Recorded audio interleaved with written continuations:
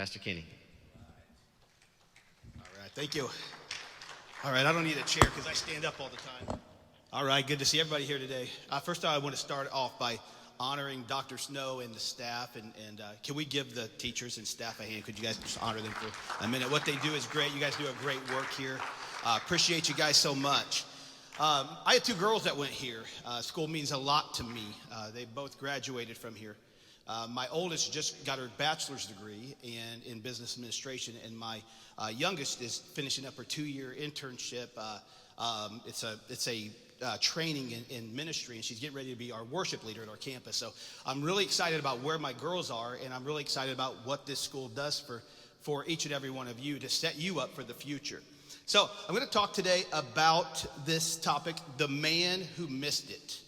The man who missed it. So this is going to be out of 2 Kings chapter 5, 1 through 14. So I'm not going to tell you, I'm not going to go to the board and show you a bunch of scripture. I'm just going to kind of tell you a story about a man who missed it. So if anybody heard of a guy named Naaman, and that's what we're going to talk about today, a man named Naaman. Naaman was a commander for the army of Syria. He was a great man, a man of valor, a man of character. He was actually a good man, and he was heroic. He did some great things for Syria. But he had a problem. His problem was he was a leper. Anybody know what leprosy is? We don't have it a lot in our day because we have medications and we live in a pretty clean environment. But back in Jesus' day, there were a lot of people with leprosy. Leprosy was this. It was a bacterial infection that would get into the body, and it would begin to get to your nerves to where you actually couldn't feel your hands. There was paralysis going on. There would be deformities in your fingers and your toes, and it would really set you back in so many ways. So you got this commander of Syria who's doing great things, who's now a leper, who can't do what he once did before. So he's, again, a great man, a man of valor, but he was a leper. And this is who Naaman is. Here's the thing about Naaman. Naaman needed to be healed. He needed to be healed. There was something that needed to be done in him. It was a physical healing. For him to do everything that, or be productive or be effective as a commander in the army of Syria, that means he had to be healed. So I want to just think about this for just a minute. Just think about healing. And it's not just a physical healing that a lot of us need. A lot of us suffer from other different things that are actually hurting us and harming us. How many of you would say maybe you deal with depression in some ways? It's true, right? Some of us do. How about anxiety? There's so many things to worry about in this life. Or what about maybe loneliness? Do you ever feel like maybe you're just alone and there's nobody out there? Has anybody ever felt like you're just rejected? And I'm just talking to some of the older teenage boys. Have you been rejected by a girl? All right, I got a few laughs in there. How about has anybody here ever feel insecure that you're just not good enough? And you just don't have what it takes. And so we have all of these things that are going on in our own life. Naaman needed to be healed from a physical ailment, but we need to be healed mentally, relationally, emotionally. How many of us have relationships that are broken? Maybe it's with the brother and sister that you can't stop arguing with them. Maybe it's at home or things around you. But we have all these things that are broken around you. And here's the reality of it is we just can't seem to get a hold on it. We can't seem to get a handle on our anger. We can't seem to get a handle on anxiety. We can't seem to get a handle on not being alone all the time. And we get to this place where we're in the same place that Naaman was in being hurt. See, Naaman couldn't heal himself. And I don't know about you, have you tried to heal yourself? It just is not that easy. Leprosy was taking a toll on his body and affecting his everyday life. Depression will affect your life. Anxiety will affect your life. Anxiety, loneliness, insecurity, all of these things will affect our lives. So Naaman was he was a commander of the Syrian army, and they did a raid one time, and they actually brought back some captives. And when they raided Israel, they brought back a little slave girl. And Naaman's condition got so bad, even the little girl could recognize that he needed help. So this little Israel girl said to Naaman's wife, who she was serving and working with, and she said, "Hey, listen, if Naaman can get to the prophet that's in Samaria, he can cure him. I don't know about you, but I like hope like that. That if I'm in a place of depression, loneliness, anxiety, depression, that I have some hope that I can come out of where I'm at. And this is where Naaman was in this moment. He was in a place like it might be a little bit of hope. So Naaman's wife went and talked to Naaman, and Naaman's like, that's a great idea. I'd like to get some help in my life. And so Naaman went to the king of Syria. King of Syria then sent a note to the king of Israel and said, I'm sending a guy your way. I want you to heal him. How many of you know that men can't heal? The king of Israel had no power to heal Naaman of leprosy. He didn't have the ability to heal him. So when the king of Israel got this letter, he was like, he got afraid. He's like, I think they're wanting to start a fight with me, but I know that because I'm not going to be able to heal him. So he's stressed out and he doesn't know what to do. And Elisha, who's the prophet at the time, was the prophet in the time of Naaman in Israel.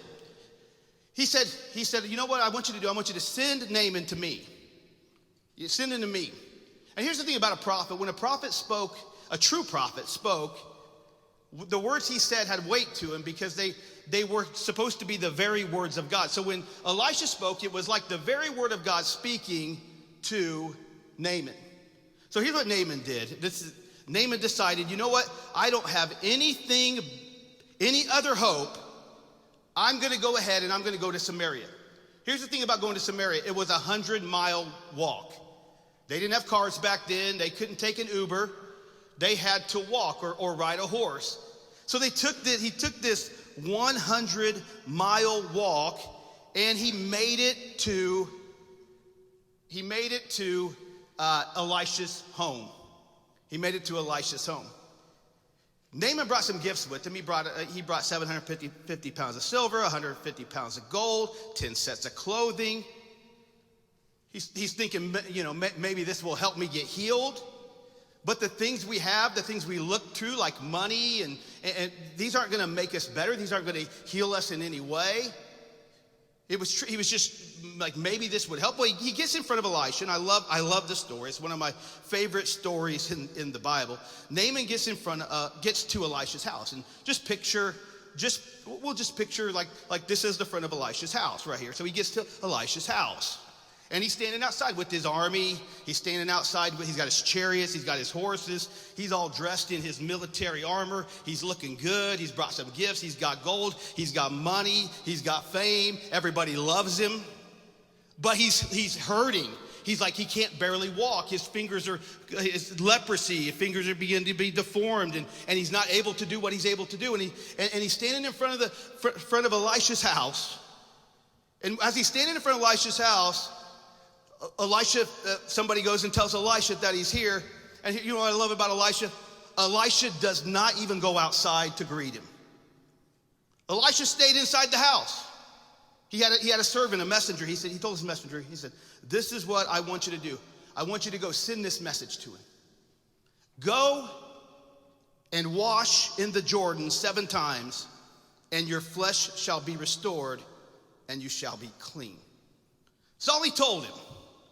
Naaman went 100 miles to see this guy who could cure him, and what comes out is a messenger saying, "Hey, this is what Elisha says. Go and wash yourself in the Jordan 7 times, and your flesh will be restored, and you shall be clean." It was a simple message. We could all understand it. What is it? If he went down to the Jordan and washed himself 7 times, he'd be clean. Sometimes it's harder to believe something we hear, but it's true. So here's Naaman's response. You ready? Here's what Naaman did. This is the man who missed it. He got angry. He got angry that Elisha didn't come out and talk to him. He got angry that Elisha didn't come out and honor him. And he got angry that this guy would just tell me to go dip myself in the Jordan River 7 times and I'll be clean. He was mad because he didn't even want to go into the Jordan River. He's like, aren't the rivers in Damascus better than the rivers here in Israel?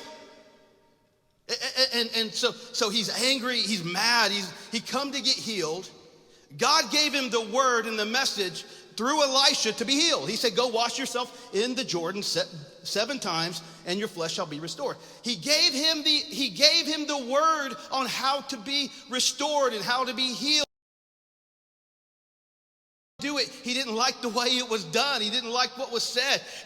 And here, just think about it for a minute. This is the king. This is the commander of the army of Syria. He's like, I'm not going to go dip myself in the water. You know how humiliating that is?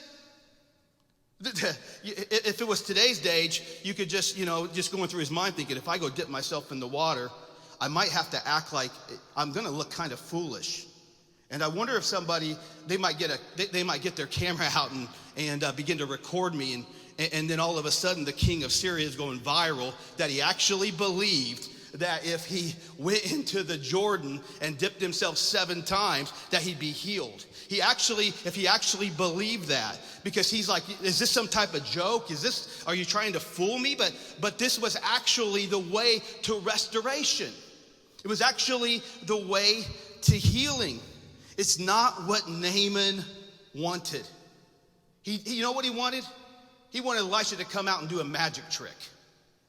He wanted Elisha to come out and wave his hand. He says, wave his hand around the leprosy.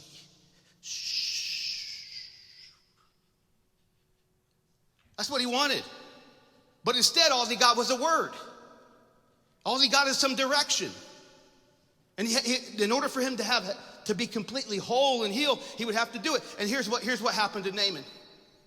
It said he went away in rage. He went away in rage.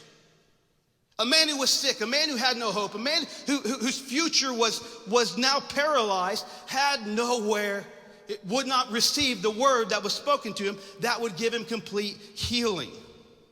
This is a man who missed it. What if I asked you today, what if I said to you today, in order for you to receive healing, you would have to get up out of your chair today, where you're at sitting right now, and you would have to walk up here in front of all your classmates, in front of all your friends, and stand right here. How many of you would be willing to do that? How many of you would say, I'm willing to be that kind of person? How many of you would say, listen, I would do it because I need healing that bad in my life. I'm tired of anxiety. I'm tired of the pain. I'm tired of the loneliness. I'm tired of being depressed. I need some help in my life. In other words, to say, would you be willing to be the one to stand up in front of all the people around you, walk in front, regardless of what anybody is looking at you or saying about you, but you want healing that bad in your life that you're willing to get up and do it? Well, I see somebody wants to do it.